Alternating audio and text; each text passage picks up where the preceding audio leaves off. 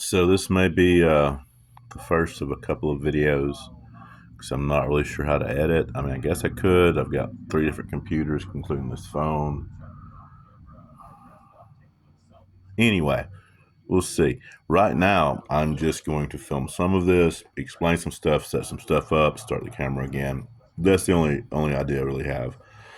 Uh, Last time I played, I don't know if I put it anywhere, but this is a recording that I can post everywhere.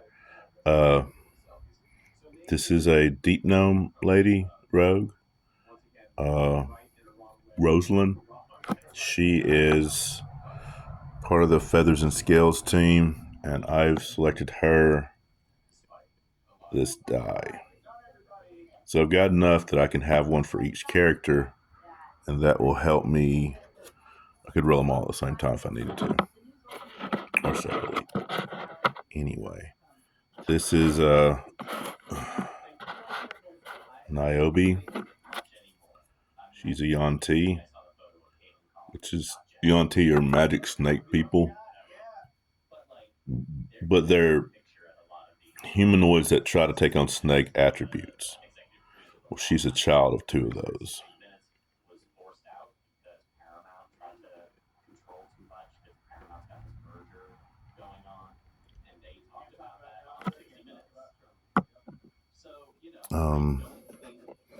And this is our paladin, Kosh. He's a kobold, but people have been telling him he's a sickly lizard man his whole life, so he didn't know. But this guy, Will, the Aarakocra Blue Jay, he could tell he was a dragon kind because he is a wizard, first off, and his family or his flock has a debt to pay for their part in the dragon purges.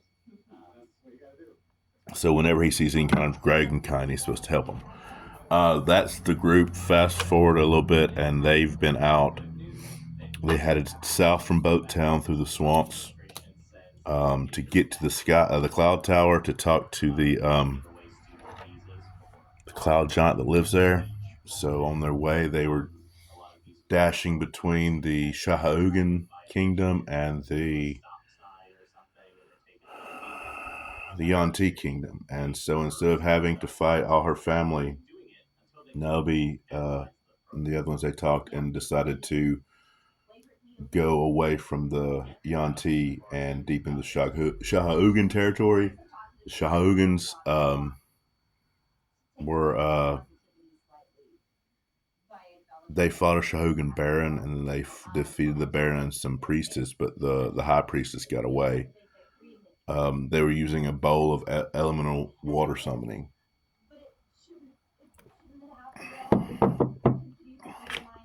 So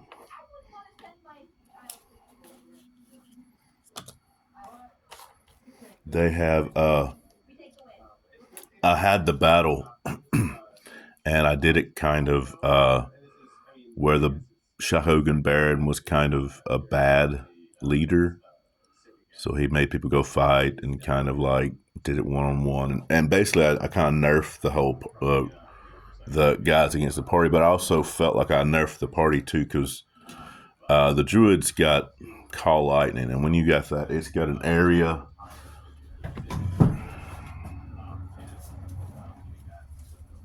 So I'm not sure about the duration on call lightning, but I made this thing to be the area of it. So when someone casts a call lightning spell, they get a circle that size. Now they only pick a spot in that circle to hit somebody with a lightning bolt, but it makes it really easy when you're fighting an aquatic species coming up the land at you. So that's one of the things about DMing. You kind of have to decide how, the monsters you're going to play as it evolves, because I don't want to kill my players. I could easily just have them fighting stuff that would kill them early in the game, but I don't because it doesn't make sense to me. But to kind of clear up the Shahaugens not being worth anything, this priestess has followed them with some of her Shahaugen warriors, and is going to try to get back the bowl that she thinks they stole. They didn't steal it, they left it there. So what I want to do with this encounter is more of a role-playing encounter, but with dice. So a lot of times I think people will play this game and they'll role-play in a bar or something, they're talking, whatever. And it's usually just on the shows I watch, people sit there and just explain or try to, bounce the character's personality off of the DM's NPC personality. And that's great and all, but you don't have to do that. You don't have to be creative with this game hardly at all.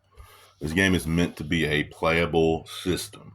So technically, or just within the mechanics of the game, when they come into range and they initiate the combat, what they're doing now, basically just start talking to each other.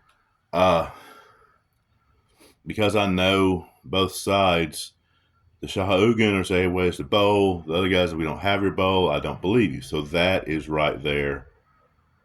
You roll insight for the Shahaugen. And if they don't make the insight that they really don't have it, they would,